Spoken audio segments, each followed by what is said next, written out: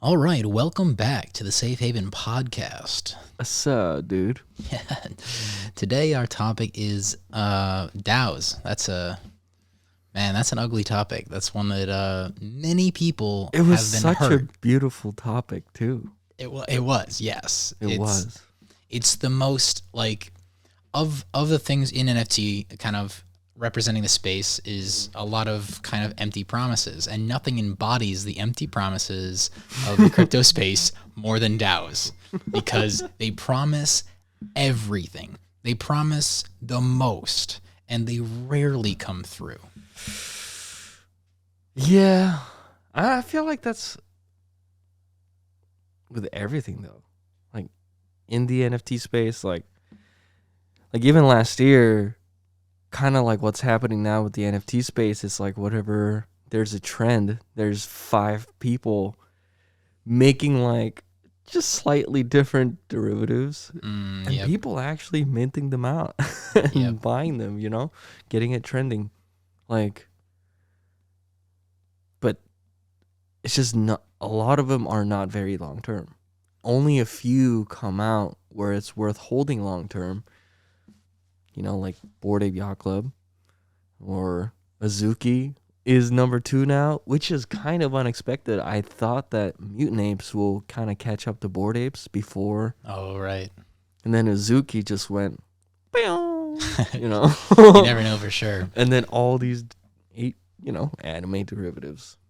So many anime derivatives. Yeah. So that's something we saw with DAOs, kind of the first DAO to kind of really... Let's start by defining a DAO. Okay. For people who don't know what a DAO is, what is a DAO? DAO, DAO. What does it mean? So, actually, I have no idea what it stands for? Abbreviates for. Oh, no. That's funny. But the definition that I have been associating with it, which is like, it's a community decision-based treasury. Essentially, that's what it's supposed to be. Okay. Like a community voted treasury that the community can decide on what to invest in. And actually there's NFT DAOs like that too. I think there's one called Zombie Cats. They basically have a treasury where they hold blue chip NFTs like Bored Apes, Mutant Apes. Oh, they actually invest. Yeah. And then they do a payout through token generation through the NFTs themselves. Interesting. Yeah.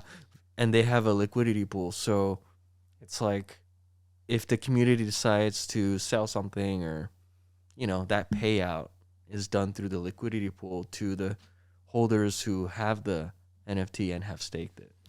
Kind of interesting. Okay, cool. So we're going to go back to the original DAOs. We have a liquidity pool. Mm-hmm. And instead of when I sell, I don't need to find somebody else who wants to buy it at the same price. That's all determined by an algorithm, and it's money coming out of that liquidity pool owned by the founders of the DAO. Yeah.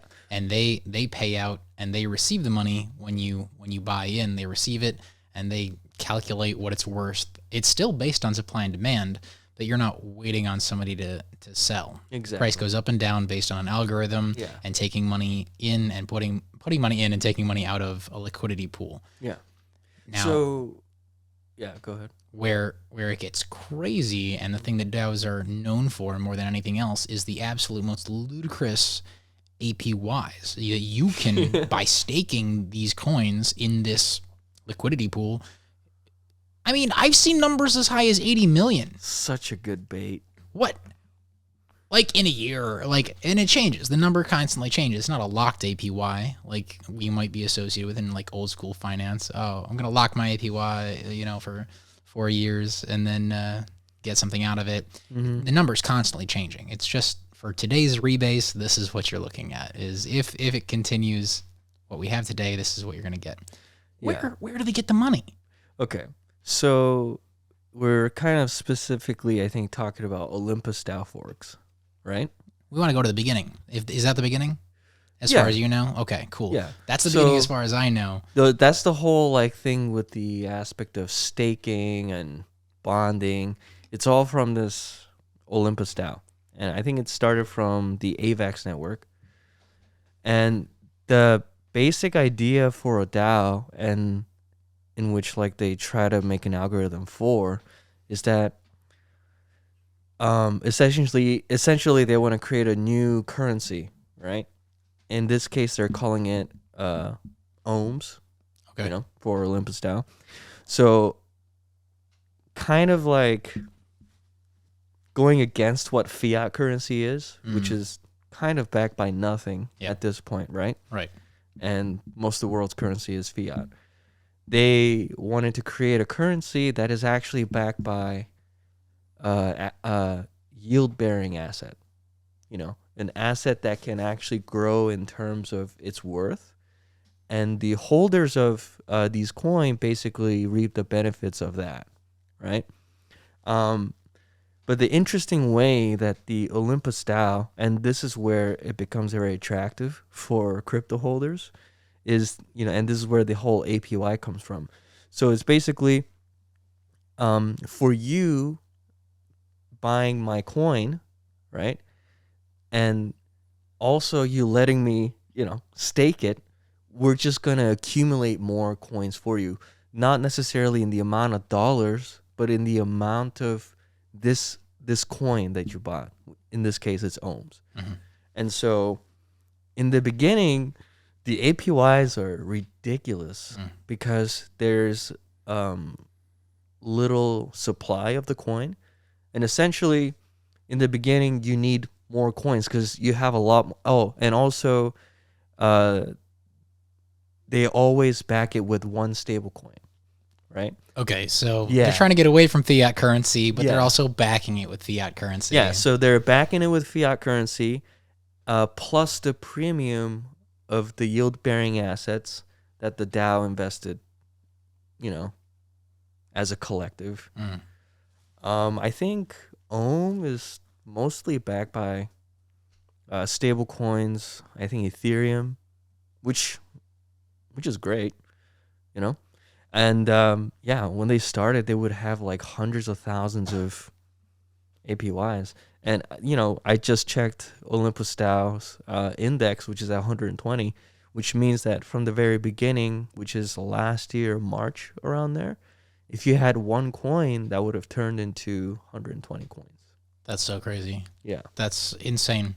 So when I think about this system and I say, okay, so I'm gonna make a new cryptocurrency, and then if you stake it, I'm gonna keep giving you more and more and more and more and more, like a lot. And as long as you are able to bring value to back that coin, the value of your coin is gonna go up. But that's really the biggest question.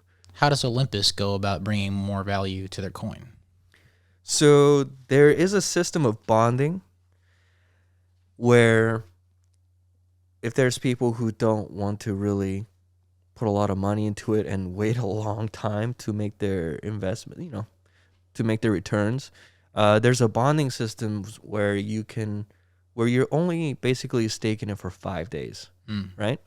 But for bonding, I think a bigger chunk of the money goes to the treasury, which is what backs the coin with a stable coin. But because of that, bonders also take a bit higher APY than the people who normally stake. So that's their incentive to bond and that enables the treasury to also build. So in my experience, bonding has meant minting, so new coins being printed. Is that always the case, or is that just sometimes? And sometimes you're actually buying a coin that's already on the market? Yeah, I mean both. So I think the stakers are actually minting new coins, right? Or bonders are also minting new coins. But you can also just buy the coin from a liquidity pool, and that's kind of a separate, supply that you set aside just for the liquidity pool. So that is just like tokens being traded from what is already created. Okay, interesting. Yeah. So then if new coins are constantly being printed, the expectation is that the value of the coin in US dollars would go down. But that's not always what we see. In fact, a lot of times we see the price of each token skyrocket while you're accumulating more of them at an absurd rate. Yeah. How does that happen? There was definitely, I think, a bit of a ICO craze last year. You know, and ICO is the coin, the tokens. Yeah, of like squid DAO. token. Oh, squid. There were was so many such a fad. rugs. Like, it was crazy how just like now there's new NFT projects coming out every day. There's like tens, every day. There were times where it was kind of the crypto thing, whatever the trend is, and we're just making a coin out of it. And yeah, sorry, I kind of like totally lost my train of thought there. That's all good. That's all good. There's tons of tokens coming out, but like just for each individual one, they are creating money, they're printing money, but the value of that money goes up, which is counterintuitive. If you're printing more money, the value of each token should go down. I know where I was going. It was just because there's a huge popularity. And also that APY, it was starting to become a thing because during that time, people start to notice, how hard it was getting to mine. And so a lot of the market was shifting from kind of proof of work, which is mining, to proof of stake. And that's kind of how Ethereum 2.0 works as well. So instead of mining coins, you stake it for more coins. Interesting. Yeah. That's literally it. But that one, you lock it up for like almost a year or something. Oh, wow. Yeah. Which is a long time. But then now there's liquidity pools that allow you to stake your coins and to get APY. And it could be like even 100 or 200%. That's still way better than a bank giving you like... Oh, by far. You're going to lock it up for 4 years? Yeah, insane. Banks are nothing compared to this. Like, us crypto people, like, we look at 100% and we're like, like 100%. Like, it's not even games. Yeah. You know what I mean?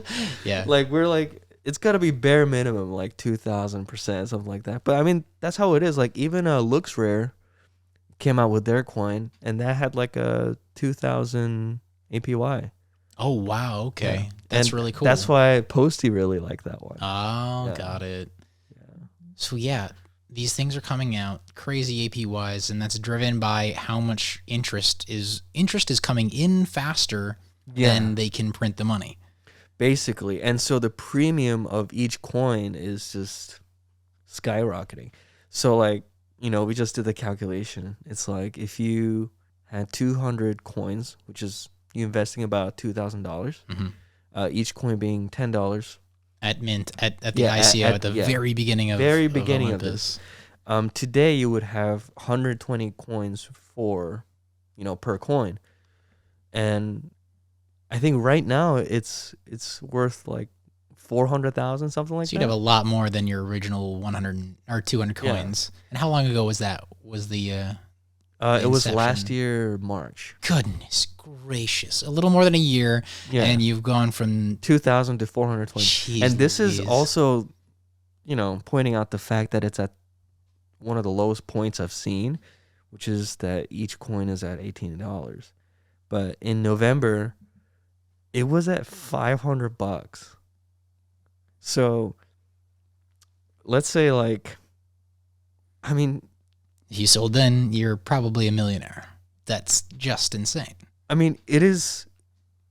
I cannot imagine you having less than $7 million. That's crazy. If you invested $2,000 and you pulled out in November, you probably have about $9 million. So that's really cool stuff. That's the potential, right? But then, we're going to get into this pretty soon. Absolutely. Is that they also get wrecked. Right now. Just annihilated. So let's talk about that. I mean, this isn't only based on which project you choose. Welcome to the Wild Wild West. Which project you choose is part of it, but even a lot of people who invested in Olympus DAO ended up upset about it. Yeah. A lot of people in Olympus, and I don't know when that fall happened. But the thing is, that kind of upset is just inevitable because things come down. And there's going to be a lot of people who bought at the top that's going to be mad. But I mean, like, you bought at the top, bro. Like, Sure. I'm sorry the market took a turn and you didn't know that it was going to do that. You bought into it and you got wrecked. Right. But you can't be mad at the project. Still, like, a lot of people did make a project. But then there's also, I mean, make money. But there are also projects, you know, like, barely did anything. Yep, absolutely.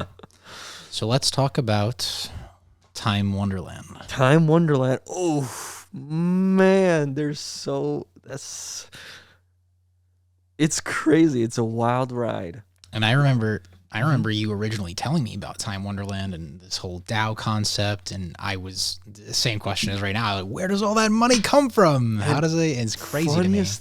Funniest thing is that somehow I am able to pull out at the perfect time without knowing it.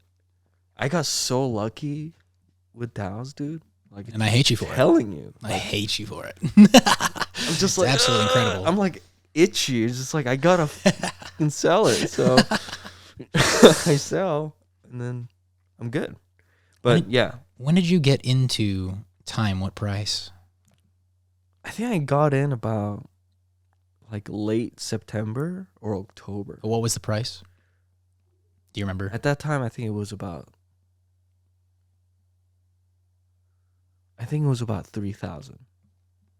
That's kind of close to the top. It topped out around 4,600. Like, it topped out. It went way higher than that. No way, really? I was just looking at the time graph, and I thought it didn't break 5K. Did it break 5K? It went to 9K. Oh, that's right.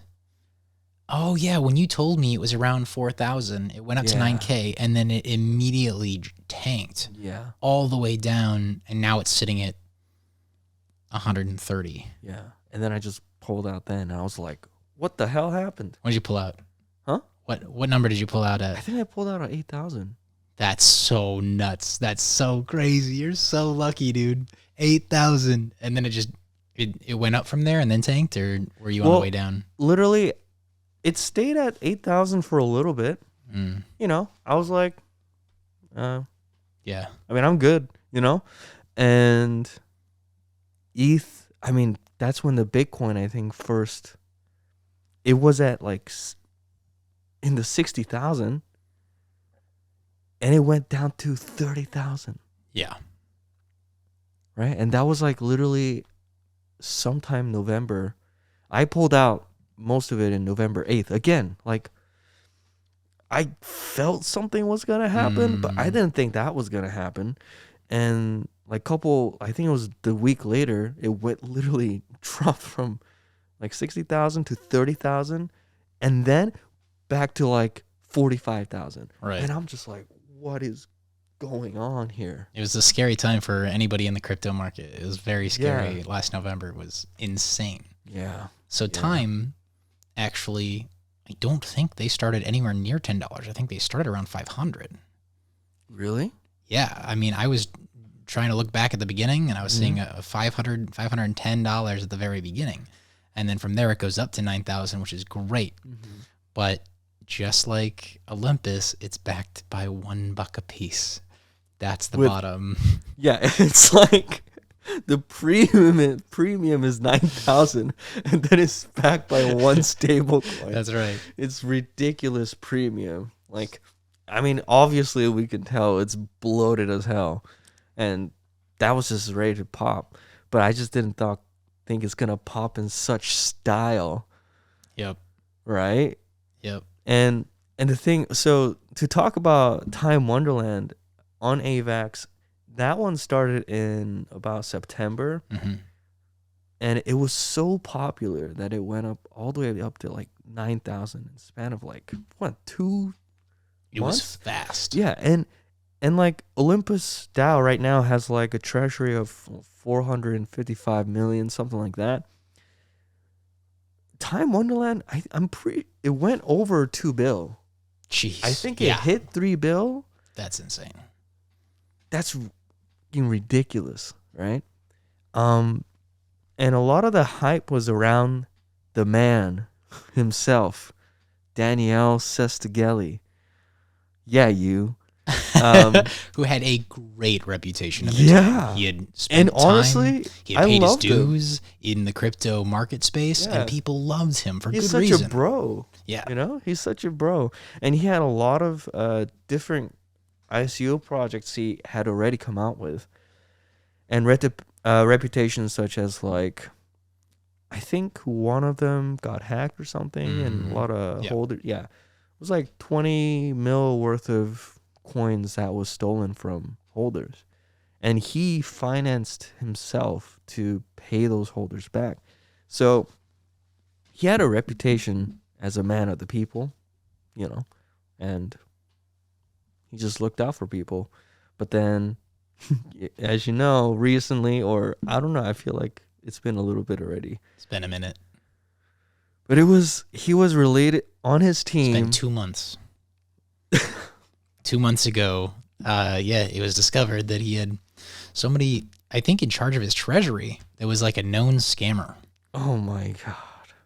This is horrible. And that just ruined his project. And he didn't come out and go, oh, I didn't know. He came out and said, I knew about his history, and I gave him a second chance. And we were like, this isn't it. This isn't the second chance. You start off lower value of trust, and you build your way up. But he just stuck him right into... Not that I condone lying, ladies and gentlemen, but that would have been the time. If you were going to lie, that would have been the time. But let's just call it, you know, you need to think about PR. You can word it a little differently, you know. Well put. So, time crashed and burned. People who got in and burned around 4,000 like you and didn't sell bye before it came back down through 4,000 have never recovered. The rate at which their money doubles, I mean, you can't even pull it out, I don't think. It drops faster than it doubles. I'm not sure about pulling it out. I'm pretty sure you can pull it out, but they stopped bonding at some point about a month and a half ago. Because I still have money stuck in Harmony. Because I put it in a DAO there, too. It was called Euphoria. It was called Euphoria on Harmony One network. Bizarre-ass network. It's like if Polygon was, you know, Kmart, you know, and Solana was Walmart and Ethereum was Apple, you know? Like, okay, so it's the... Harmony One was like... the backwaters of South Korea's slums, dude. Like, this is the knockoff of the knockoff. Got it. It was bizarre, but you know, I got baited by the. It was like 1.3 million % APY. Yeah. You know, and I didn't pay attention. And then when I went back to it, there's literally nothing even in the liquidity pool for the token itself. Jeez. Like not even for the ICO DAO coin, but for Harmony One coin itself. Like there's nothing left in Binance or Coinbase. Like no exchange had them. Remember, I was like asking for like, hey, could you send this? Nobody could send anything to me. That's insane. Yeah, man. And it was supposed to be, and the network alone still had like a decent market cap too. It was definitely in the billions. It wasn't like small game, right? At the time. Sure, yeah. Being in the billions was... Yeah, it puts you on the map. On the horizon, yeah. For sure. At least in the top 50, maybe top 100. Yeah, for sure. But, yeah, I mean, a lot of those coins are gone. And it's just, I don't know, market changes. So for a DAO to keep its, you know, the price of its coin from falling, you need consistent influx of interest to be greater than you can't just average. If you're average, then the price is going to go down because inflation. It's true. You need to be beating the inflation by the number of people coming in. And also the greatest enemy, I think, for DAOs is market crashes, like November. So what happens is basically people are getting liquidated. If you had, you know, Imagine everybody expected it to go to 100K or something, Sure, yeah. and you put options in there, Hmm. and you get annihilated because it dropped down to 30K, literally like that. And tons of people were saying it's going to 100K. Yeah. There was no small Just- number of yeah. articles being written, experts talking about it, saying Bitcoin's going to blow through 100K by the end of the year. People were so certain of it. If they took options upwards, they're annihilated now. Now the problem for DAOs is that for a DAO to be profitable and for it to be sustainable, it really relies on its holders to hold and to stake, right? And staking is the whole sort of incentive so that, people won't just liquidate everything they have. But once the market goes down, people start pulling money from everywhere, and which is DAOs. Yeah. And I think that's what I saw happen a lot, is that the market tanked and then people panicked. Huge sell-offs causes more panic, more sell-off, more panic. It's just like, it's a spiral.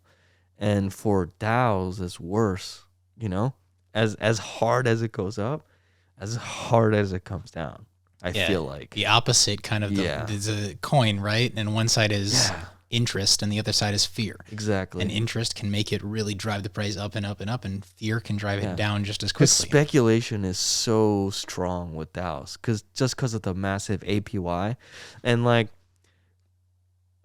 everyone got baited by this, and me too. It's like they put a calculator over there, and they let you calculate, hey, if you had, 200 coins, and then it let you scroll to like 365 days, and you look at it, whoa, oh my goodness, I'll have $5 million. I'm gonna be a millionaire. Yeah, absolutely. Whoa, you get baited. Yeah, you assume that the APY is gonna stay the same, even but though then you know downright that's it's impossible. It's true if the coin stays the same price, and also if it even lasts 300 days. Yeah, you're dependent on the longevity of the currency, the stability of the price, and the stability of the APY. Yeah, basically, all which are determined on the interest market staying high. Yeah, the market cannot crash for the whole year that you have staked it, and you're good. But as soon as it crashes, everybody's gonzo. Oh man, gonzo. See ya. That's rough. Yeah, man.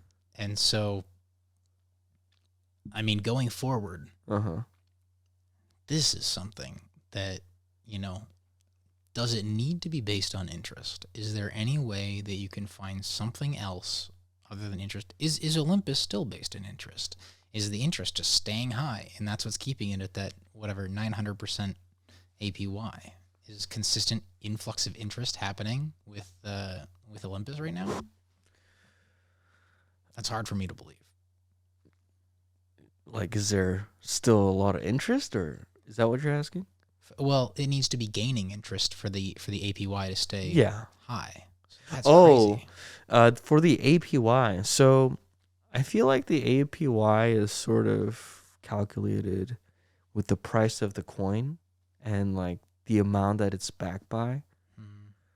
From a lot of times what I see is that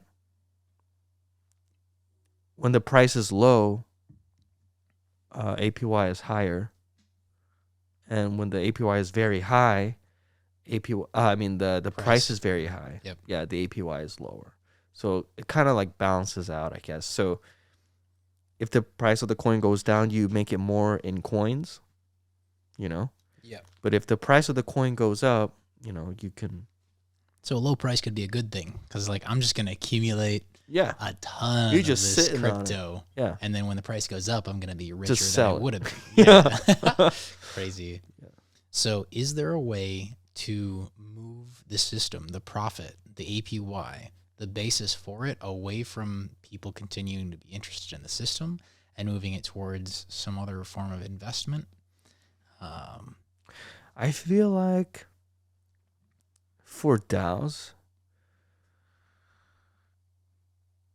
and really like it's just the most basic concept. It's just like relying on people to hold to keep your value. That's just really difficult to get behind now. with the amount of DJ and flipping I do myself, people say they're gonna hold things forever. Oh yeah. They don't. Well, I do.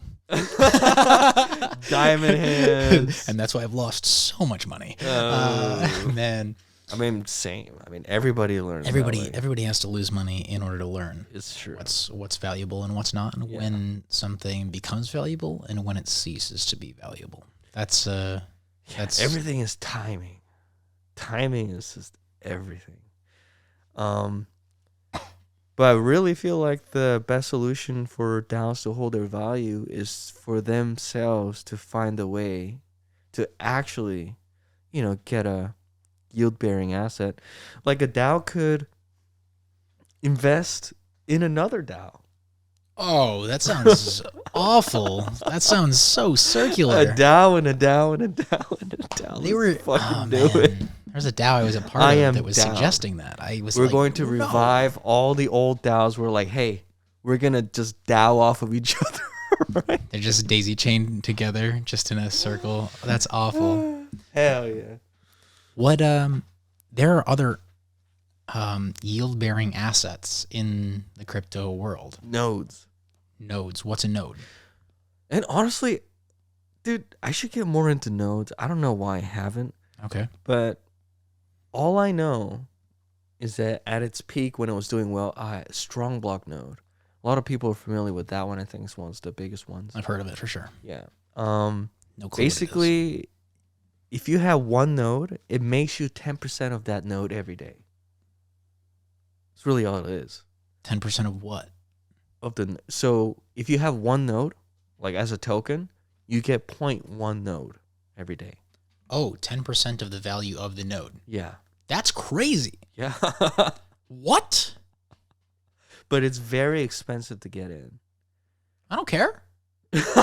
I'll go take out a loan if I can get back 10% every day. Well, I thought I told you about this. Like literally, it was as popular as Olympus DAO during the day. No. But I might have forgotten. So there is one NFT I think I told you about. It was called Charged Punks. Yeah, you did. And I know you're probably not going to see this, but nothing against you, Charged Punks, but the artist just... it's just like... Oh, man. It's like a bunch of Barneys doing a cosplay.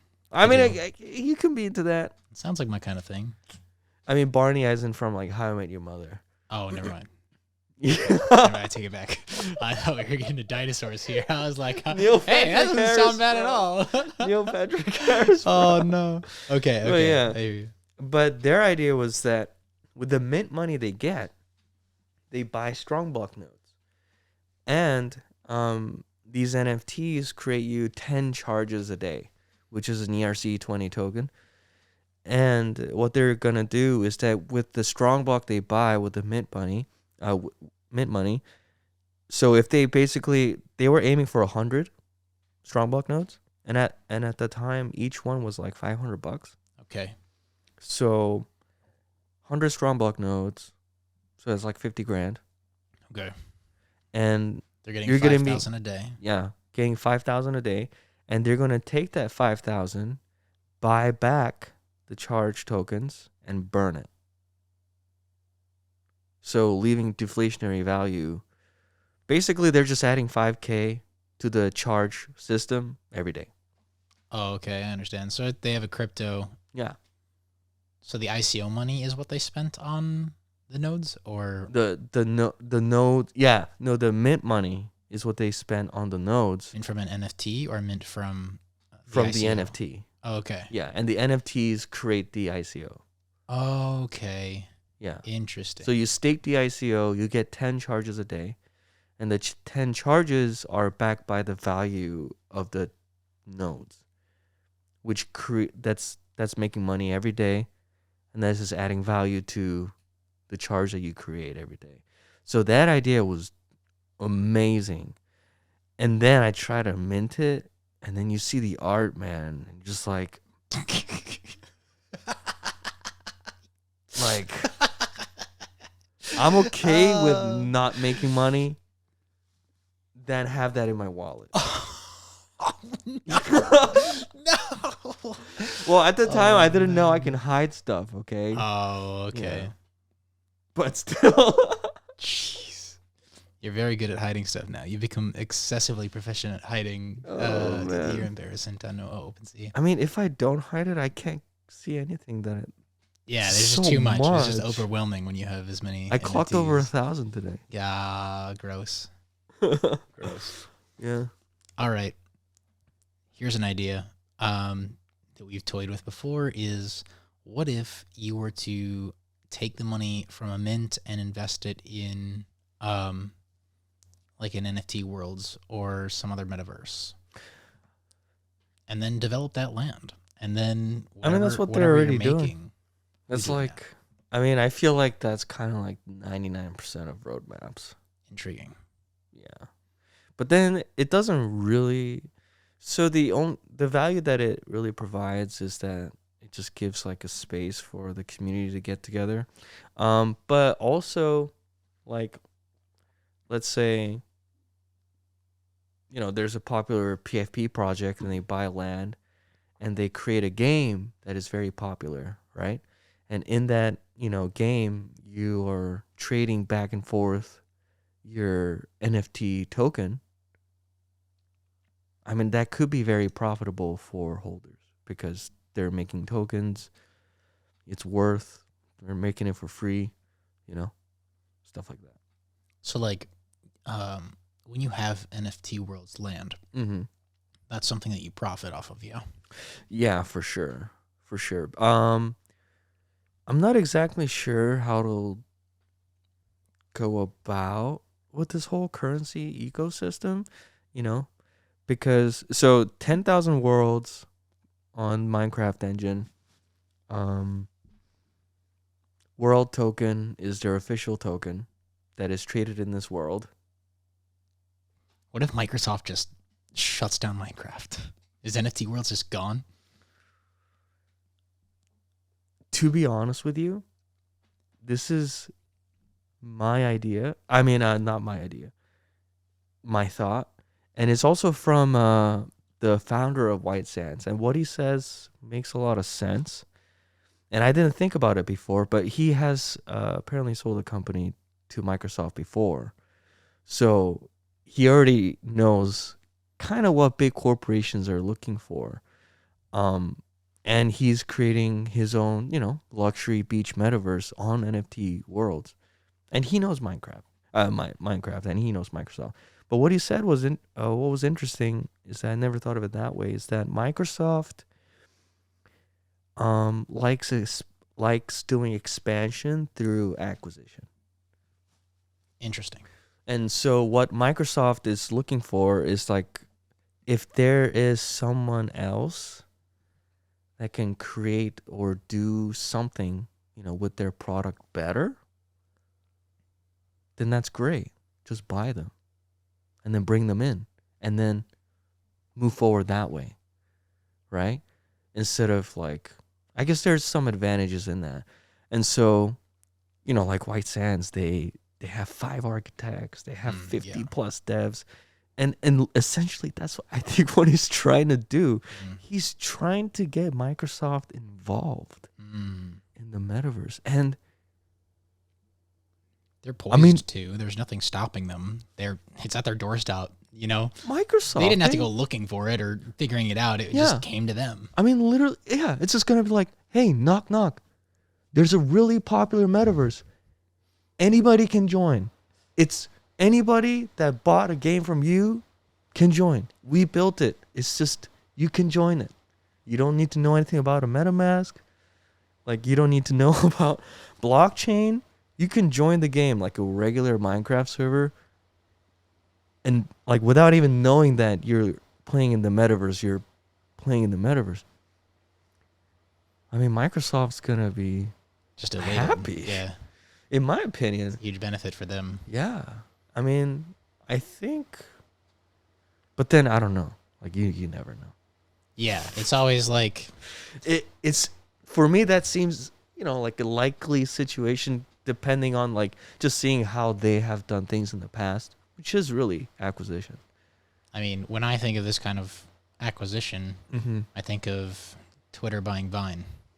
Mm. And they just deleted it Mm-hmm. like a month or two later. I don't know what the timeline was. It was fast. They bought it, ditched it. They're like, this is it. We can't make this profitable. Yeah. It's like Yeah. everybody else was making it profitable just fine. Mm-hmm. That's kind of my fear with that kind of a thing is one company can make something a success. One company that is stepping into the future. Mm-hmm. And if another company acquires it, another company that's not ready to step into the future, that can get really scary. Not that Microsoft has any plans to acquire NFT worlds. We just don't know. But there's just so many companies who's already getting so involved. Oh, yeah, for sure. It's like every company is finding their way into Web3. Their niche. Puma got into it with cat blocks. Okay. Just like dropping merch and stuff. Nice. Yeah, I mean, it makes sense. Puma, cat blocks, I guess. Sure, yeah. They have a cat. I see, Yeah. I see. I missed it at first, but now I see it. Yeah. Like Atari is big. I think we talked about that. Like Walking Dead is also. Walking Dead Studios is killing it, actually. Oh, yeah. They got like a invested bunch a of. lot. Oh, today they released. I should actually buy some. I'm gonna buy some. Daryl's bikes. Oh. Yo, like they're 3D. They like spin around. You can zoom in and see it. It makes noise like vroom vroom. Daryl's bikes. You sound like a toddler. Daryl. It spins and it goes vroom I fucking love Daryl. He is the Walking Dead. He carried that. He on his carried back. that show Yeah, so absolutely. hard. Out of nowhere too. Okay. So Sorry. what if I don't blame you. Don't blame you. Simp over Daryl. It's fine. Take your time. Going back. Okay. Kind of the biggest issue potentially with a DAO seems to be that people need to stick around. Yeah. And kind of a thought that occurs to me is, can you somehow attach your participation in the DAO to maybe an NFT or something that if you want to take your profits, you have to sell it. And that the profits are attached to that NFT rather than attached to, it's not just a crypto in your wallet, it's a crypto that's attached to an NFT or something like that. That is now that I think about it again, it's actually cool. Then the value of the NFT goes up, and when I want to sell it, I can sell it. So I would say the NFT kind of becomes like a passport, an access pass. But like when you buy it, you can buy coins, you can stake it with your NFT. But when you get out, you basically have to let go of that passport. For you to get your coin back. Yeah. And the coins that you've collected, well, it could go either way. It could be that you have to sell it to get to cash out, or it could be that the value that you've accumulated thanks to the DAO is attached to the NFT. I wonder if there's a way to create like an infinite generative NFT. I'm sure there is. Or you can make it like, let's say, I guess we could just say 10,000. Say 10,000, but whenever you burn one, somebody else can mint another to replace it, and it could be whatever art again. Here's how I would do it. I was finite number of NFTs. And then I don't know how to make money for the DAO, but pay investors based on something that you're doing. If you're buying world's land, or if you're, somehow you're not basing the income, the APY, off of growing interest. The value of your NFT can grow based on growing interest, just like any NFT. But the value being added is coming from something else. If it's that I'm going to take the mint money and invest in NFT World's land, I'm going to develop the NFT World's land, and I'm going to make it profit. And I'm going to split the profits from NFT Worlds in NFT Worlds tokens among those NFTs. and it's going to be attached to the NFT. You're not going to be able to spend it. Yeah. If you want to be able to spend it, the value of your NFT is attached to a number of tokens that we keep dumping into every single NFT. Now, if there's no liquidity, you can get those NFT tokens, NFT world tokens, by burning your NFT. But what that does is that now when I go to distribute the tokens that I've earned, I'm distributing it across less NFTs. So in this case, people benefit more from FUD. I want a system where FUD makes me money. I don't want to lose money. I don't want to have to sell because somebody else sold. I don't like that. The fact that when you were up at 9,000 and you got down to 8,000 and you go, oh, it's going down, I guess it's time to sell. And you do that with every NFT. And you have to. I think we solved it. Force them to either sell it with the value attached or burn it and get your value. Interesting to think about. And it's not going to be an insanely high APY. Yeah. But you can sell it anytime and the value is still attached to the NFT. The NFT value will consistently go up because there's some other currency. You don't have to make a currency. Yeah. You don't have to make a crypto. Attach something else And real the thing to is, it. I'm pretty sure a world token will be worth a decent amount. You know, like 170 Minecraft players worldwide that can join. Oh, yeah. That kind of access, man, that's huge. And I'm excited. Just after half the people have burned their NFT. There's 5,000 left, and each one of them has 1,000 NFT Worlds tokens just sitting there.